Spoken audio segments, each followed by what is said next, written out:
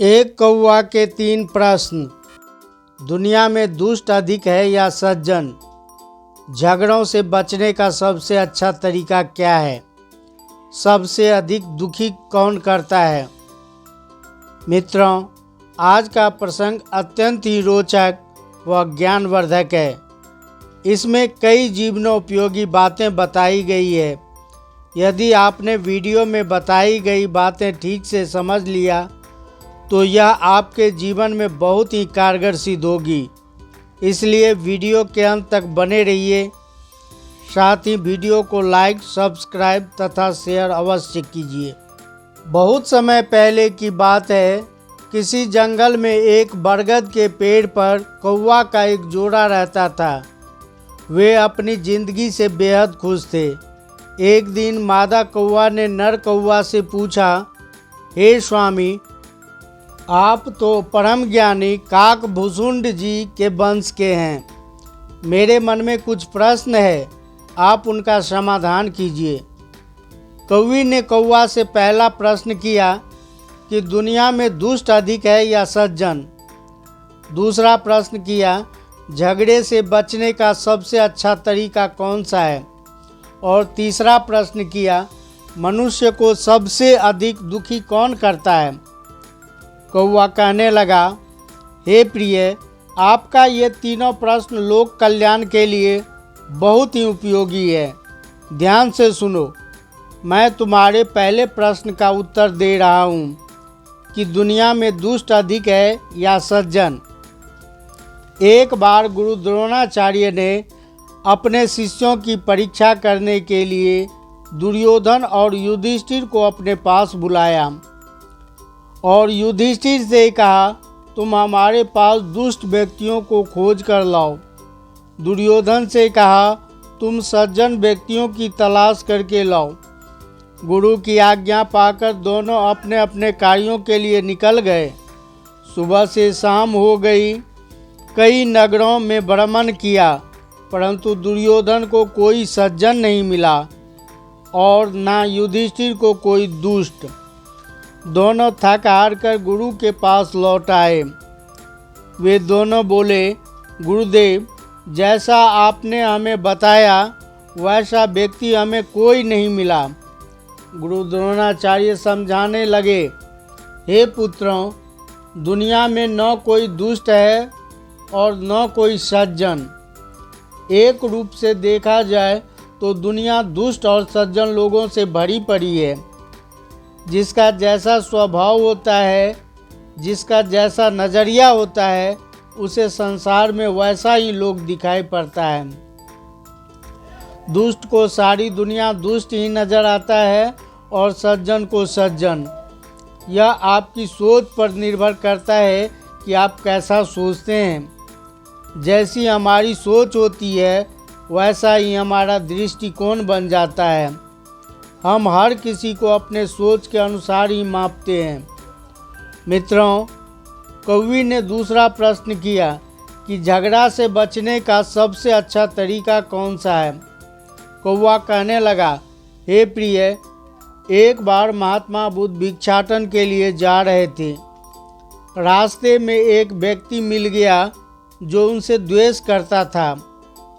उसने किसी बात को लेकर महात्मा बुद्ध को बहुत गालियां दी, किंतु बुद्ध उसका गाली सुनकर भी खड़े खड़े मुस्कुराते रहे। उन्होंने एक शब्द भी पलटकर नहीं बोला। वह व्यक्ति गालियां बकते बकते थक गया। वह महात्मा बुद्ध से बोला, हे बुद्ध, मैंने आपको इतनी गालियां दी, इतने कटु शब्द कहे, आपको बुरा नहीं लगा? बुद्ध ने कहा, हे भाई, बुरा तो तब लगता जब मैं तुम्हारी गालियां लेता। मैंने तुम्हारी गालियां स्वीकार ही नहीं की। तुम्हारी गालियां तो तुम्हारे पास ही रही। वह व्यक्ति कहने लगा, क्या मतलब?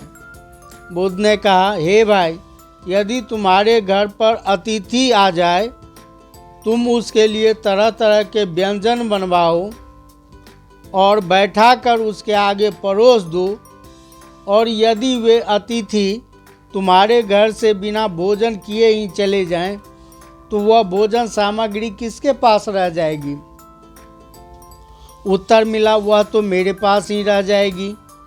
बुद्ध बोले, हे भाई, जिस प्रकार अतिथियों के न ग्रहण करने पर भोजन तुम्हारे पास रह गया, उसी तरह तुम्हारे द्वारा दी गई गालियाँ यदि मैं ना लूँ तो किसके पास रहेगी? उत्तर मिला, मेरे पास। बुद्ध बोले, हे भाई, मैंने तुम्हारी गालियाँ ली ही नहीं, तुम्हारी गालियाँ तुम्हारे पास ही है। वह व्यक्ति बुद्ध के चरणों में गिर गया और अपने किए की क्षमा मांगने लगा।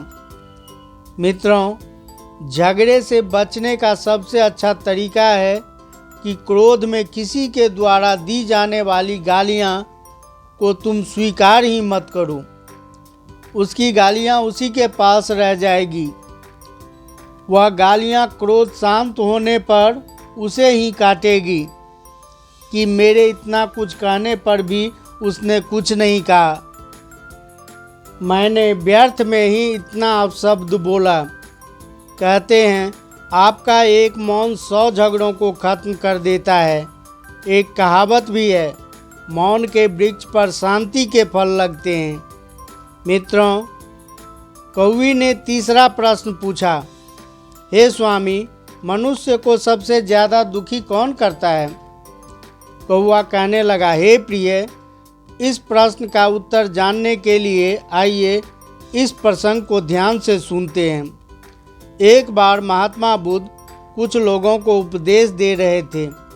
उन्होंने बताया, जिस प्रकार धरती माता अत्यधिक सहनशील होती है, उसी प्रकार हम सबको भी सहनशील और क्षमाशील होना चाहिए, क्योंकि क्षमा एक ऐसा गुण है जो शत्रुओं को भी अपने बस में कर लेता है। पर कुछ मूर्ख लोग क्षमाशील व्यक्ति को असमर्थ और असहाय भी समझ लेते हैं। क्षमाशील लोग में यही एक दोष होता है कि वे अपने शत्रुओं से भी मीठा बोलते हैं। मित्रों, क्रोध एक भयंकर दावा नल है जिसमें और तो जलते ही हैं, क्रोध करने वाला भी जल जाता है। इसलिए क्रोध को त्याग कर सहनशील बनिए।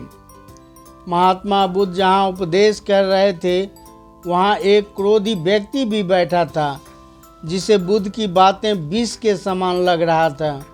बुद्ध की बातें सुनकर वह उन पर भड़कने लगा, उन्हें गालियाँ देने लगा कि तुम पाखंडी हो, अपनी इन बातों से लोगों को भ्रमित करते हो, तुम्हारी ये बातें आज के समय में कोई मायने नहीं रखती।